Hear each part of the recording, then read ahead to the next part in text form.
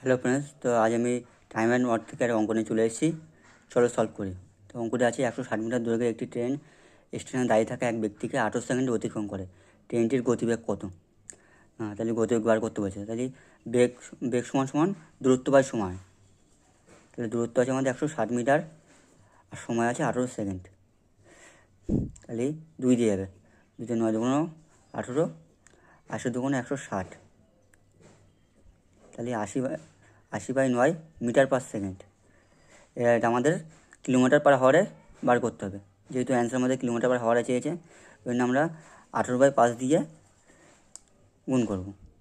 500 long 80, 9 9 9 2 18, 16 2 32 kilometre পার হাওয়ার।